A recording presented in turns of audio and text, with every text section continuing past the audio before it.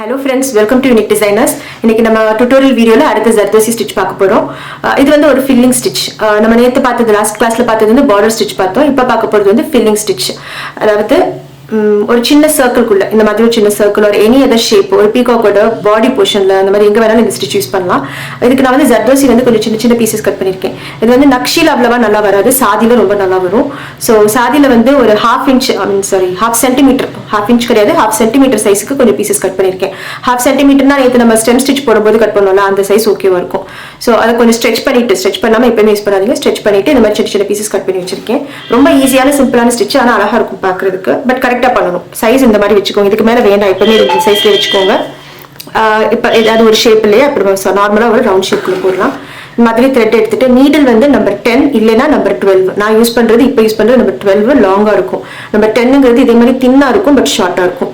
இது ரெண்டுலேயுமே வந்து zardosi நல்லா ஈஸியா உள்ள ஃப்ளோ ஆகிற மாதிரி பார்த்துட்டு அதுக்கப்புறமா ஸ்டார்ட் பண்ணுங்க ஒர்க். ஸோ இப்போ இந்த மாதிரி நீடில் டபுள் த்ரெட் எடுத்திருக்கேன். இதை வந்து ஒரு பீஸ் zardosi எடுத்துட்டு எண்ட் வரைக்கும் கொண்டு வந்துட்டு திரும்ப இதுக்கு பக்கத்துலயே நீடில் உள்ள போடுங்க. உள்ள போட்டீங்க அப்படின்னா வந்து ஒரு சின்ன லூப் மாதிரி இது ஃபார்ம் ஆகும். இதை ஃபிளாட்டன் பண்ணீங்கன்னா இது ஒரு பெட்டல், இந்த மாதிரி ஃபிளாட் பண்ணீங்க அப்படின்னா பெட்டல்.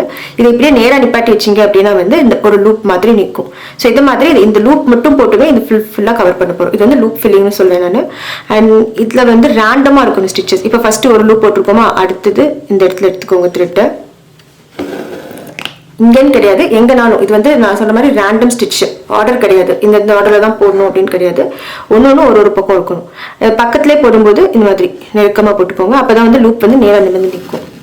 அண்ட் இது எப்பவுமே வந்து கீழே வந்து டைட் பண்ணிக்கோங்க. டைட் பண்ணீங்கன்னா ஒரு மாதிரி சுருங்கும். நீங்க ஸ்ட்ரெச் பண்ணிட்டு zardosi கட் பண்ணி மறுபடியும் தைக்கும் போது டைட் பண்ணீங்க அப்படின்னா ஒரு மாதிரி சுருங்கும் போது ஹார்ட் ஆகும். அப்பதான் வந்து zardosi கரெக்டா இருக்கணும். ஸ்டிஃபா ஹார்டா இருக்கணும். லூஸா இப்படி ஆடிட்டு இருந்துச்சு அப்படின்னா அது வந்து தப்பு உங்களுக்கு. ஓகேவா? ஸோ இது மாதிரி டைட் பண்ணிக்கோங்க. ஒரு தடவை டைட் பண்ணிட்டு த்ரெட்டை வந்து கீழே இப்படி பிடிச்சிக்கோங்க. அப்பதான் லூஸ் ஆகாது. இப்போ அடுத்து ஸ்டிச் போடலாம். இதே மாதிரி வெறும் லூப் மட்டுமே போட்டு ஒரு சர்க்கிள் ஃபுல்லா ஃபில் பண்ண போறோம். அண்ட் நான் சொன்ன மாதிரி இந்த லூப்ஸ் வந்து ரேண்டமா இருக்கணும், ஆர்டர்ல இருக்கக்கூடாது, ஒரே டைரக்ஷன் இருக்கக்கூடாது. ஒரு தடவை டைட் பண்ணும்போது பாருங்க சுருங்குவது, அந்த மாதிரி சுருங்கணும். அப்பதான் வந்து ஸ்டிஃபா இருக்கும். லூஸா இருந்தா நல்லா இருக்காது. கேப்பே இருக்கக்கூடாது. நெருக்கமா போடுங்க. இந்த ஸ்டிச் எல்லாம் பார்த்தீங்கன்னா ஃபினிஷ் பண்ணதுக்கு அப்புறம் உங்களுக்கு வந்து அவ்வளவா சீக்கிரம் இதாகாது, எப்படி சொல்றது, டேமேஜ் ஆகாது ஸ்டிச்சஸ். எந்த ஸ்டிச்லாம் வந்து zardosi-யோட எட்ஜஸ், இந்த ரா எட்ஜஸ் வந்து அடியில போயிடுதோ அதுலலாம் வந்து உங்களுக்கு முடி பிடிச்சு இழுக்கிறதோ இல்ல மற்ற நூலை பிடிச்சு இழுக்கிறதோ அந்த மாதிரி பிரச்சனை இருக்காது. இப்போ ஃபார் எக்ஸாம்பிள் இந்த ஸ்டிச் எடுத்துக்கோங்க, இந்த ஸ்டெம் ஸ்டிச் போட்டிருக்கோம்ல, இதுலலாம் வந்து ரா எட்ஜஸ் கொஞ்சம் வெளியில தெரியும். ஸோ இதுல வந்து கொஞ்சம் டேமேஜ் ஆக சான்சஸ் இருக்கு. பட் இந்த செயின் ஸ்டிச்ல வந்து ரா எட்ஜ் பார்த்தீங்கன்னா ஃபுல்லா உள்ள போயிடும். அப்பனா வந்து இதெல்லாம் வந்து முடி பிடிச்சு இருக்காது. அதே மாதிரி தான் இந்த ஸ்டிச்சும் ரா எட்ஜஸ் வந்து உள்ள போயிடும். எண்ட் இருக்கு இல்லையா, zardosi-யோட எண்ட், அது உள்ள போயிடும். அதனால முடி பிடிச்சு இழுக்காது. பட் ரொம்ப அழகா இருக்கும். கொஞ்சம் டைம் இருக்கிற ஸ்டிச் தான், பட் சூப்பரா இருக்கும் பாக்குறதுக்கு. ஸோ இந்த ரவுண்ட் ஃபுல்லா ஃபினிஷ் பண்ணிட்டு காட்டுறப்பாருங்க. ஸோ இப்போ இந்த ஃபில்லிங் ஸ்டிச் அழகா முடிஞ்சிருச்சு. இது பார்த்தீங்கன்னா நீங்க வந்து கரெக்டா இருக்கான்னு எப்படி செக் பண்ணலாம்னு சொல்றேன். இந்த மாதிரி டச் பண்ணி பார்த்தீங்க அப்படின்னா வந்து இது வந்து இப்படி ஆடக்கூடாது, தனித்தனியா நின்று ஆடக்கூடாது, நல்லா ஸ்டிஃபா இருக்கணும். இது இப்படி மூவ் ஆகக்கூடாது. அது மாதிரி இதோட ஹைட் வந்து ரொம்ப கம்மியா இருக்கும். அதாவது சொல்ல மாதிரி ½ சென்டிமீட்டர் மடிச்சா எவ்வளவு இருக்கும் அந்த அளவுக்கு தான் அதோட ஹைட் இருக்கணும். ரொம்ப தூக்கி நின்றுச்சுன்னா தப்பு. அது இந்த மாதிரி லூஸா ஆடக்கூடாது, சிக்கன் இருக்கணும். இது கரெக்டா இருக்கணும். இது மாதிரி கரெக்டா இருக்கணும். ஸோ இதை செக் பண்ணிக்கோங்க. அண்ட் இந்த ஃபில்லிங் வந்து நீங்க வந்து ரொம்ப பெரிய மோட்டிவ்ஸ்ல எல்லாம் யூஸ் பண்ண வேண்டாம். அளவான சின்ன மோட்டிவ்ல, ரொம்ப மீடியம் சைஸான மோட்டிவ்ஸ்ல யூஸ் பண்ணுங்க. அழகா இருக்கும் பாக்குறதுக்கு. மெயினா வந்து ஃபிளவரோட சென்டருக்கு போட்டா ரொம்ப கியூட்டா இருக்கும். ஃபுல் zardosi ஒர்க் பண்ணி ஒரு ஃபிளவரோட சென்டருக்கு பண்ணா நல்லா இருக்கும். இப்போ அடுத்த ஸ்டிச் பார்க்கலாம். அடுத்தது வந்து இன்னொன்னு ஒரு ஃபில்லிங் ஸ்டிச் தான். இது வந்து மேட் ஃபில்லிங் ஸ்டிச். இது லூப் ஃபில்லிங், இது மேட் ஃபில்லிங். மேட் ஃபில்லிங்க்கு வந்து எப்படி பண்ணலாம்னா நக்ஷியும் யூஸ் பண்ணணும், சாதியும் சேர்த்து யூஸ் பண்ண போறோம் இப்போ. அண்ட் நான் நிறைய தடவை சொல்லியிருக்கேன், லைக் நம்ம ஏற்கனவே பண்ற எல்லா ஸ்டிச்சஸுமே வந்து நக்ஷிலையும் பண்ணலாம், சாதிலையும் பண்ணலாம் சொல்லியிருக்கேன். இந்த ஸ்டிச் மட்டும் வந்து நக்ஷில வந்து அவ்வளவா நல்லா இருக்க மாட்டேங்குது பாக்குறதுக்கு. ஏன்னா குட்டியா போடும்போது வந்து நக்ஷி வந்து ஒரு மாதிரி பெருசா தெரியும் பாக்குறதுக்கு. ஸோ சாதி தான் நல்லா இருக்கு. இப்போ அடுத்து பண்ண போற இந்த ஸ்டிச் மேட் ஃபில்லிங் ஸ்டிச்சுக்கு வந்து நம்ம வந்து நக்ஷி எடுத்திருக்கேன் நான். இது ஒரு சின்ன ஸ்கொயர்ல தான் ட்ரை பண்ண போறோம் இன்னைக்கு. இது வந்து ஃபர்ஸ்ட் நீங்க ஸ்கொயர்ல ட்ரை பண்ணுங்க. ஸ்கொயரோ ரவுண்டோ ட்ரை பண்ணி பாருங்க. ரவுண்டு கூட வேணாம், ஸ்கொயர் தான் ஈஸியா இருக்கும் அண்டர்ஸ்டாண்ட் பண்றதுக்கு.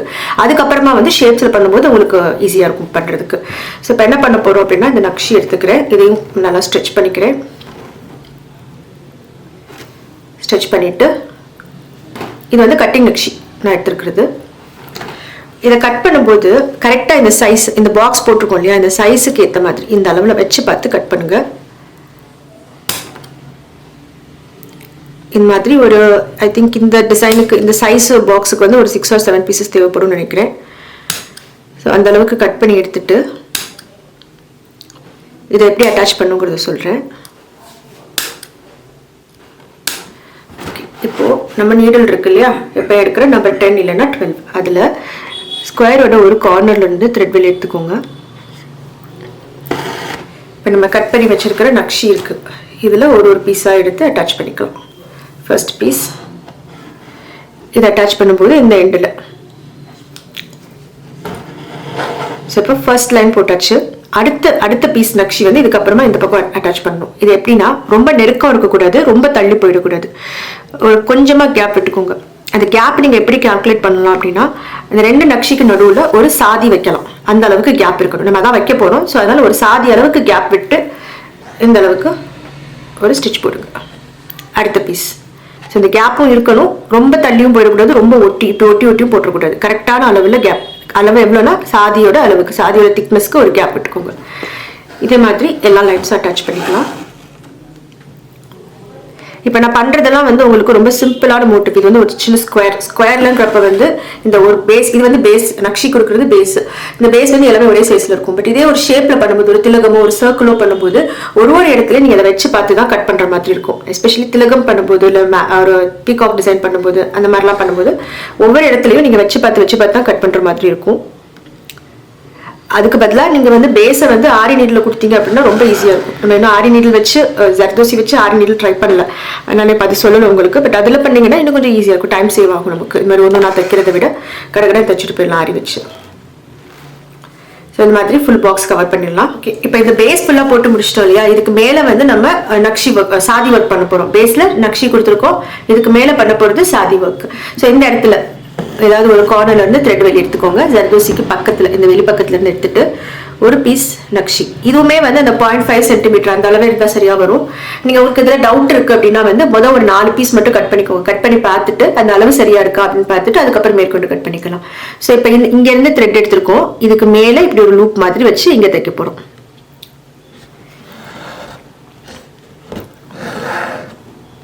ஸோ இப்போ இது வந்து இந்த பீஸ் ஜர்தோசிக்கு மேலே ஒரு லூப் மாதிரி ஃபார்ம் ஆகும். ஓகேவா? இப்போ அடுத்தது என்ன பண்றோம்னா, 2வது லைனை விட்டுட்டு 3வது லைன் இந்த இடத்துல இருந்து இங்க இருந்து த்ரெட் எடுக்கிறோம். அடுத்த பீஸ்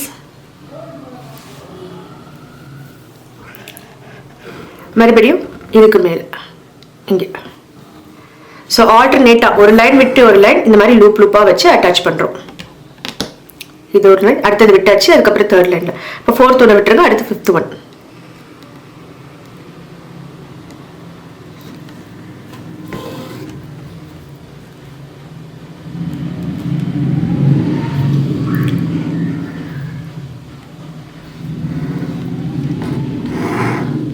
அதுக்கப்புறம் மறுபடியும் 6th ஒன்று விட்டுட்டு 7th ஒன். அந்த மாதிரி இது எல்லாமே வந்து ஒரே லைனா இருக்கணும், ஒன்று போல இருக்கணும். அப்பதான் வந்து அடுத்தடுத்து பண்ணும்போது கரெக்டாக வரும் நமக்கு. ஓகேவா? இப்போ ஃபர்ஸ்ட் லைன் முடிச்சாச்சு. அடுத்தது செகண்ட் லைன் பண்ண போறோம். செகண்ட் லைன்ல வந்து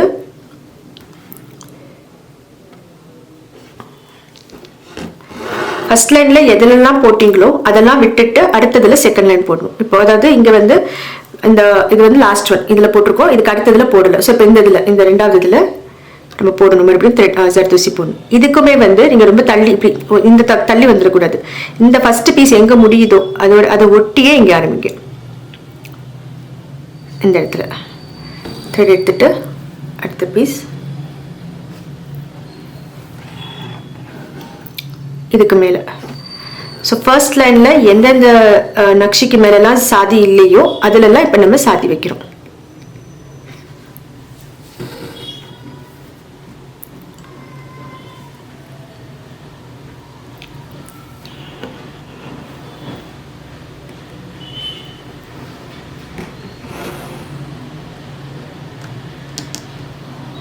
அந்த மாதிரி ஃபர்ஸ்ட் லைனுக்கும் செகண்ட் லைனுக்கும் கேப் இருக்கக்கூடாது, அதுதான் மெயின். ஏன்னா இந்த ஸ்டிச் முடிக்கும் போது பார்த்தீங்கன்னா பேஸில் இருக்கிற துணி கொஞ்சம் கூட தெரியக்கூடாது, ஃபுல்லாக அப்படியே மறைச்சிடும். நம்ம ஜர்தோசி ஒர்க்கே வந்து ஃபுல்லாக மறைச்சிடும். அந்த மாதிரி செய்யணும்.